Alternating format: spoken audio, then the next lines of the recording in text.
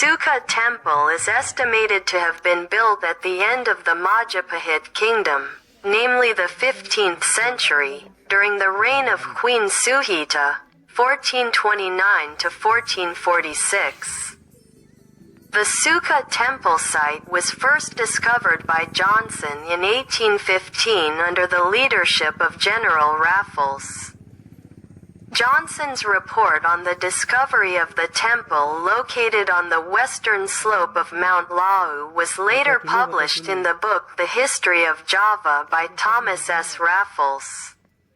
In 1845, the Sukuh temple site was studied by Van de Vlis, who gave rise to various interpretations regarding the meaning of the Sukuh temple site, including the temple of the ascetics, who are closely related to the figure of Bhima as a link between humans and Shiva. The Sukuh temple site consists of 3 terraced courtyards. The further back the higher because it follows the contour of the land. The layout of the Sukuh temple site is divided into 3, namely the first terrace is on the lowest land, the second terrace in the middle, and the third terrace where the main temple is located. Each terrace is bordered by a stone temple fence, and to enter each terrace you must go through a gate. Currently, Sukuh temple is under the management of the Museum and Cultural Heritage, Ministry of Culture of the Republic of Indonesia. History of discovery condition of Sukuh temple. During the Dutch Indian era, the Sukuh temple site was first reported during the British colonial rule in Java in 1815 by Johnson, resident of Surakarta. Johnson was then assigned by Thomas Stanford Raffles to collect data to write his book The History of Java. After the British colonial rule ended, in 1842, Van der Vlis, a Dutch archaeologist, conducted research. The first restoration began in 1928. Location. The location of Sukuh temple is on the slopes of Mount Lau at an altitude of approximately 1,186 meters above sea level at coordinates 07037, 38 feet 85 inches south latitude and 111,007. 52 feet 65 inches west longitude. This temple is located in Dukuh Sukuh, Beryo village, Nargoyoso district, Karanganyar Regency, Central Java. This temple is approximately 20 kilometers from Karanganyar city and 36 kilometers from Surakarta. Building structure. The Sukuh temple building gives a striking impression of simplicity to visitors. The impression obtained from this temple is very different from that obtained from other large temples in central Java, namely Borobudur Temple and Prambanan Temple. The shape of the Sukuh temple building tends to be similar to the Mayan cultural heritage in Mexico or the Inca cultural heritage in Peru. This structure also reminds visitors of the pyramid shapes in Egypt. This impression of simplicity attracted the attention of the famous Dutch archaeologist, W. F. Stutterheim, in 1930. He tried to explain it by giving 3 arguments. First, it is possible that the sculptor of the Sukuh temple was not a stonemason but a carpenter from the village and not from the palace. Second, the temple was built in a hurry, so it is not neat. Third, the political situation at that time with the approaching collapse of Majapahit did not allow for the construction of a large and magnificent temple.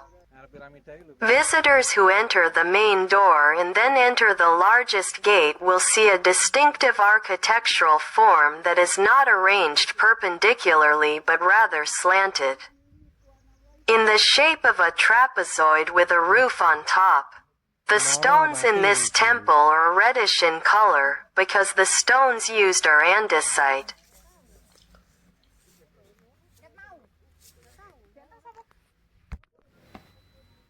On the first terrace there is the main gate. On this gate there is a Sangkala Mamet in Javanese which reads Gapura Buddha Aban Wang, the giant of the gate devours humans, which each have the meanings 9, 5, 3, and 1. If reversed, the year 1359, Sukuh, 1437 AD, is obtained. This year number is often considered to be the year the temple was founded, although it is more likely the year the gate was completed. On the other side there is also a Sangkala Mamet relief in the form of a turbaned elephant biting a snake's tail. This is considered to symbolize the sound of Gapura Buddha Anahat Ekort.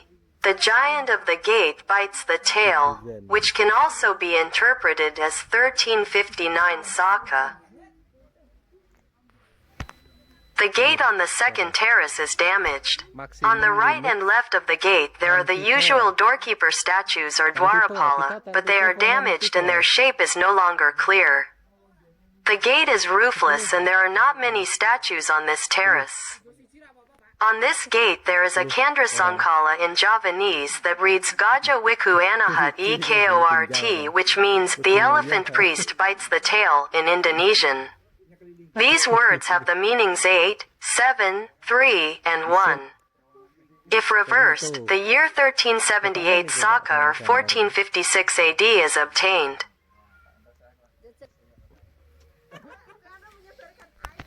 On this third terrace there is a large courtyard with the main temple and several relief panels on the left and statues on the right.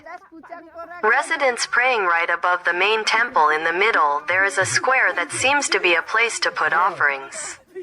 Here there are traces of incense, joss sticks and burning joss sticks. So it looks like it is still often used for praying. Then on the left side of the main temple there is a series of panels with reliefs that tell the main mythology of Sukuh temple, Kidung Sudamala. The order of the reliefs is as follows. On the left side is depicted Sahadewa or Sadewa, Nakula's twin brother and the youngest of the Pandawa Lima. Both are the sons of Prabhu Pandu from Dewi Madram, his second wife. Madram died when Nakula and Sadewa were still small and both were raised by Dewi Kunti, Pandu's main wife. Dewi Kunti then raised them along with her 3 children from Pandu, Yudhishthira, Bhima and Arjuna. This relief depicts Sadewa crouching and followed by a Punakawan or entourage. Facing Sadewa is a female figure, Dewi Durga, who is also accompanied by a Punakawan. On this second relief, a picture of goddess Durga is carved, who has turned into a giant, female giant, with a scary face. 2 scary giants, Kalantaka and Kalanjaya, accompany Batari Durga, who is angry and threatens to kill Sadewa. Kalantaka and Kalanjaya are incarnations of nymphs who were cursed because they did not respect the gods, so they had to be born as ugly giants. Sadewa is tied to a tree and threatened to be killed with a sword because he did not want to free Durga. There is a ghost form floating and on the right tree there are 2 owls. This scary painting seems to be a painting in the Setra Gandamayat forest, a place of exile for the gods who were expelled from heaven because of violations. In this section, it is described how Sadewa and his Punakawan, Samar, confront a blind hermit named Tambrapetra and his daughter Nipadapa at the Prangalas hermitage. Sadewa will cure her of her blindness.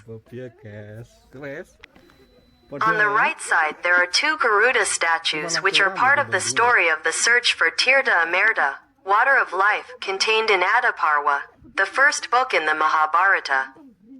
On the tail of the Garuda there is an inscription, inlay, that reads Lawaze Raji G Wesi Duk Piner Kapitag, Da, Ne wang medeng ki hempu rama kerubu alaba Jenny harbet bumi kakeritane babajang maramari. Setra Hanong Tang Bongo according to Dharmo Soitapo's reading, 1984. In essence, this inscription is a Surya Sankala which symbolizes the year 1363 Saka, 1441 AD. 1. Then as part of the story of the search for Amerta in this section, there are also 3 turtle statues which symbolize the earth and the incarnation of the god Vishnu.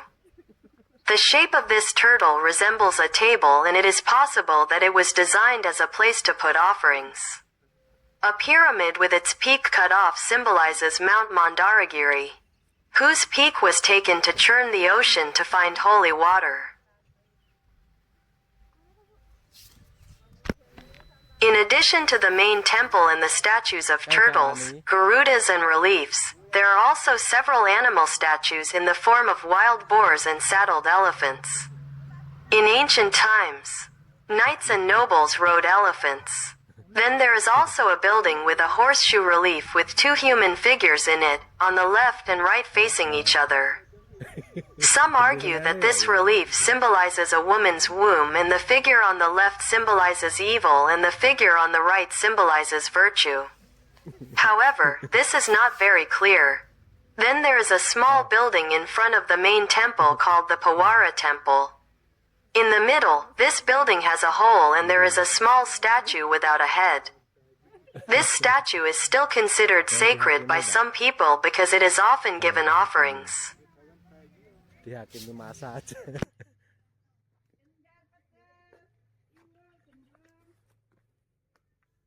Ini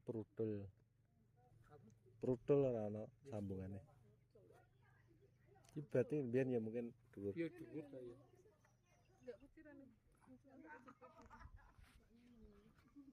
Ayo wis ya, pindah lokasi.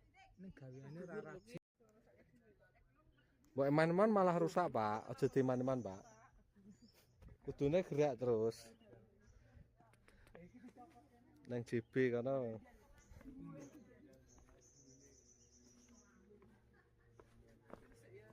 Niki bersih.